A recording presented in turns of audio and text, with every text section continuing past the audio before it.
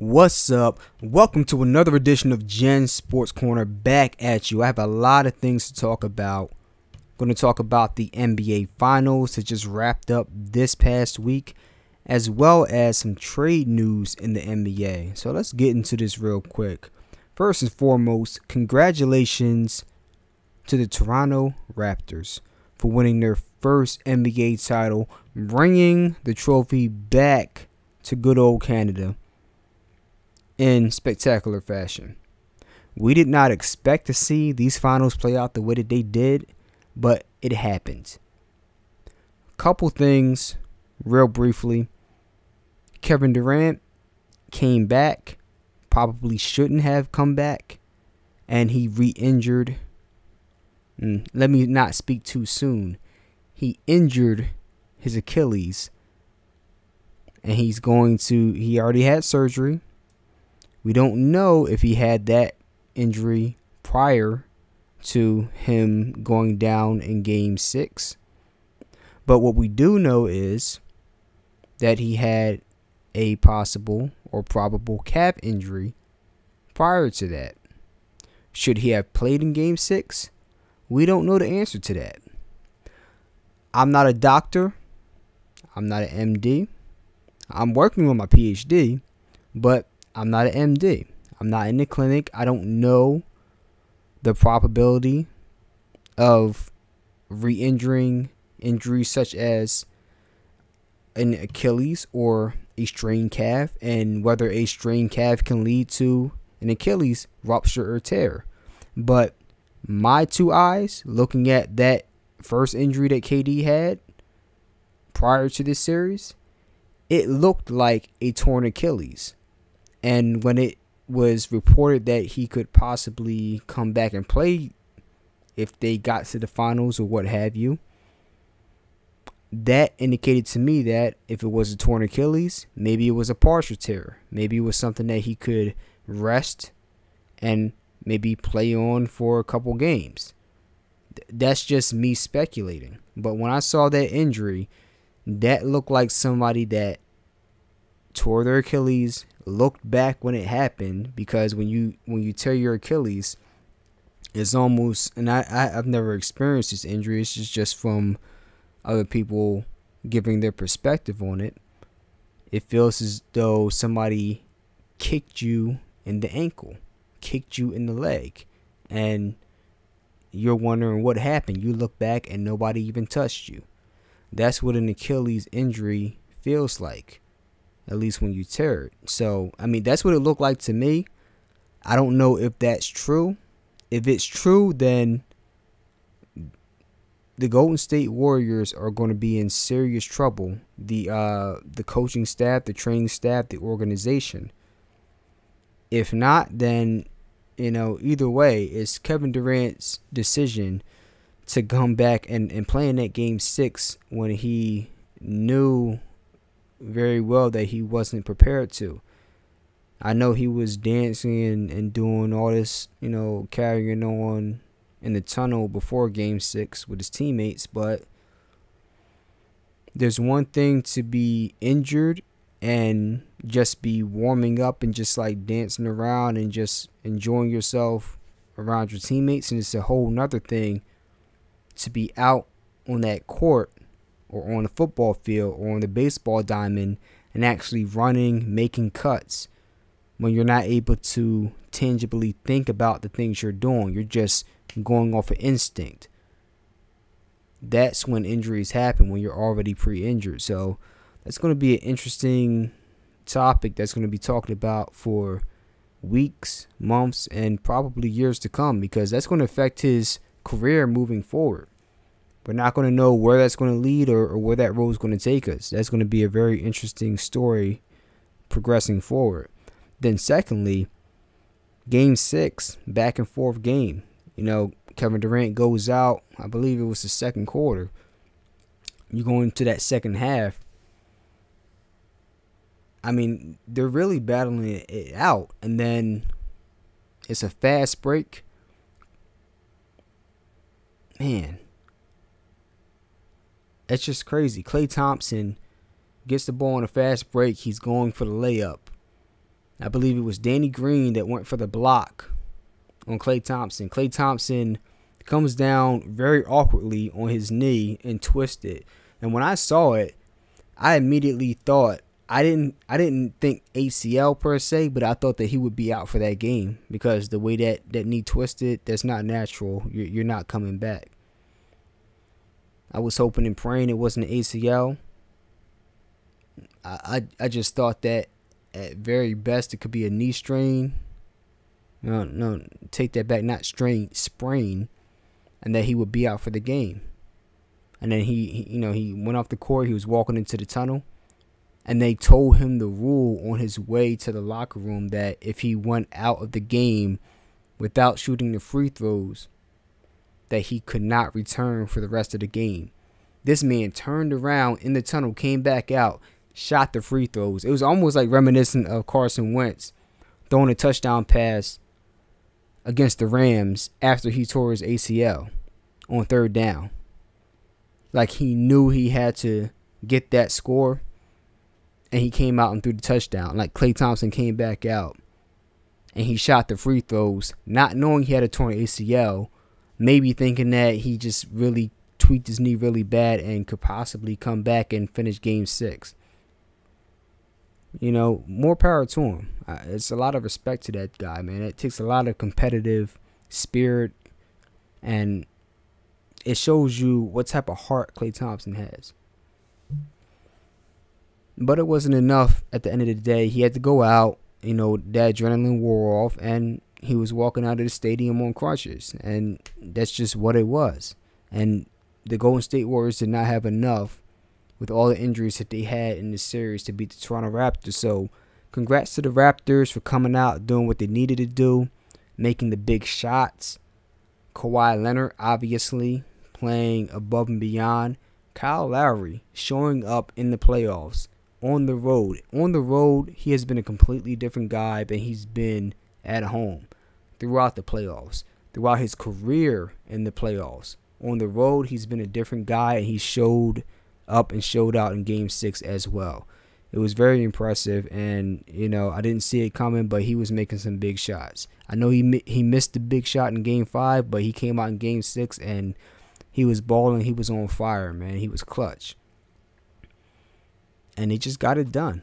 So, congrats to them. Congrats to the Raptors for doing their thing.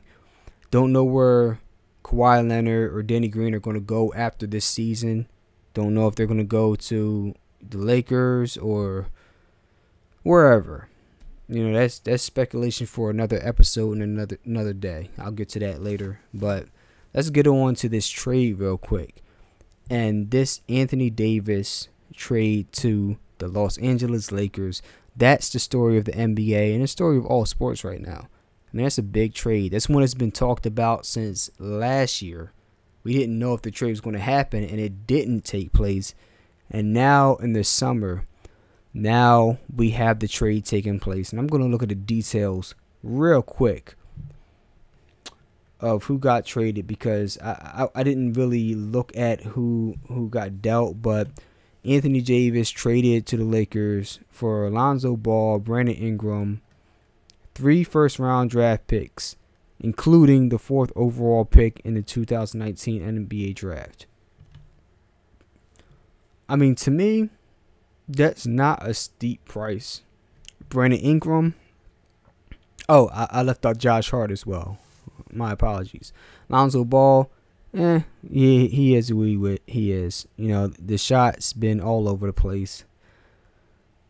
Can he be a solid player, a good player? Yeah, but I don't see special there. Brandon Ingram. The issue there is, I think he has potential, but he has the issue with the blood clots, and that's a serious issue. Like, it has nothing to do with age. Sometimes those things clear up. Sometimes you're dealing with those things for years on end, and that can significantly impact your career. And I'm sure that the Lakers took that into account when they thought about dealing him. Because if that issue didn't pop up last year, you got to really think to yourself. Brandon Ingram and the potential that he has as an offensive force, I would be a little hesitant to deal him. Josh Hart, two-way player. Put all three of those players combined. Anthony Davis is what you hope all of those guys end up to be combined. And if you're lucky, they end up being Anthony Davis.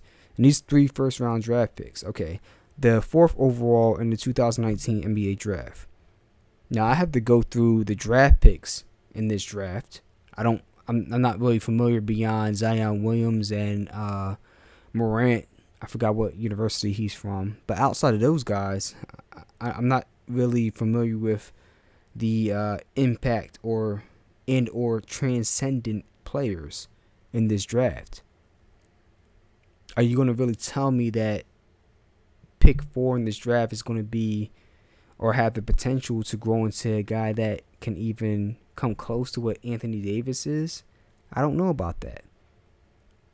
And then you look at the first round draft picks in 2020 and 21.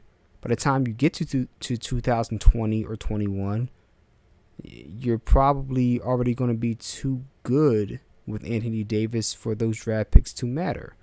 And if you didn't have Anthony Davis and you had those draft picks, are you going to get somebody as good as Anthony Davis with your first round draft pick in 2020 or 21? Are you going to want to be that bad by that point to even want to take that risk to even attempt to get somebody who is half as good as Anthony Davis in 2020 or 2021? I would put my bets on Anthony Davis. A lot of draft experts, GMs, executives, and fans get wrapped up in draft picks and their potential. Like, why would you trade first round draft picks? And maybe more so with the NFL than the NBA, but they look at, let's say we were talking about the number 2 overall pick instead of the number 4 overall pick in the NBA draft. People will probably say, well, why would you trade the number 2 overall pick for Anthony Davis when you could get the number 2 overall pick who has a high ceiling, and you have to pay a lot less money and you'll have control over for the next 4, possibly 5 years? But this is almost a case that is relatively comparative to the Khalil Mack case.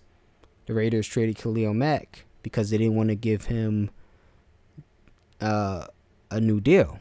I believe they gave him the 5th-year rookie option. I'm not sure about that, but either way, they traded him away because they either weren't able to pay him because of the escrow issue, because they didn't have enough money or gold bars in the bank, or because they didn't want to give him the big time deal even if they had the money. But it's kind of like, all right, well, we drafted McClellan with the number 4 pick. Is he really going to be as good as Khalil Mack, or even going to come close to the level or eclipse the level of a Khalil Mack?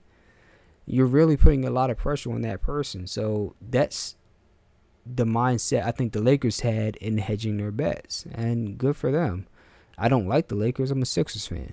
I'm just being objective and honest in that I was hoping that the Sixers would get their hands on Anthony Davis, but the Lakers went ahead and pulled the trigger and got it done. There's a deal that they had to get done for a long time, and they did it. So, I think it's really going to come down to, and this is another issue, if they have another max slot to sign another big player. And here's the issue. They made this deal,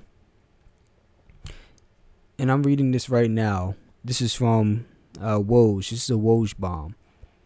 Adrian Wojnarowski, for those who don't know.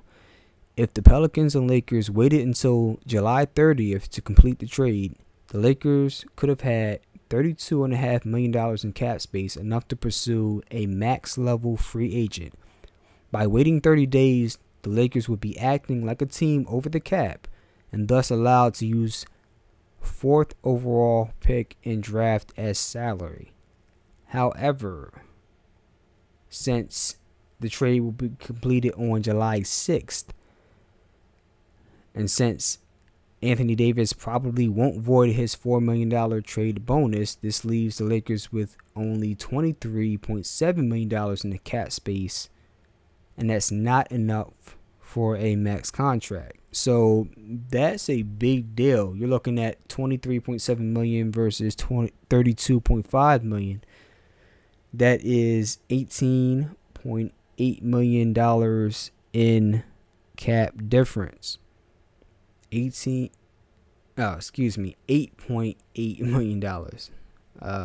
My apologies. $8.8 million in difference in cap space, depending on when the trade officially goes through. 18.8 is crazy, but still $8.8 is very significant in terms of getting a max player versus a good player, but not a great player. And for the Lakers, after trading away a lot of the core, they didn't have to trade away Kyle Kuzma, but they traded away a lot of their young core. Alonzo Ball, Brandon Ingram, Josh Hart. After that, who do you really have? So they're going to have to fill in the void somehow, some way. So that's the interesting part of this trade. And we'll see how the rest of free agency plays out as we move forward. That is the main news moving forward at this current point in time. As you all know, I'm a Sixers fan, and I want to see what they do in free agency. Is Jimmy Butler coming back? Are they going to offer him the max contract? I'll be talking more about that on Playmakers Radio Live on Tuesday nights. Tuesday night, 7 o'clock to 10 o'clock p.m., where we talk about NBA, NFL, baseball, sports in general. Talk a little bit of music as well. We have a lot of good talk going on Playmakers Radio. Download the Playmakers Radio app as well. And go to Gen Music 856 on YouTube to find my channel and my playlist, Gen Music as well as Gen Sports. So I have two playlists, one for sports, one for music. Make sure you check both of those out. And that's all I have for now. So I'm going to end this episode off on that note. If you have anything you want to hear me talk about, make sure you leave it in the comments below, whether it's on Facebook or YouTube, and I'll be sure to get back to them. If they make sense, I'll talk about them. If they don't, then I'm just going to ignore them. Nah, I'm kidding. Now leave your comments, and I'll make sure that I'll get back to them, and I'll talk about them in the next episode. But until next time, I'll get back at you. Continue to tune in, and I appreciate your support. Salute.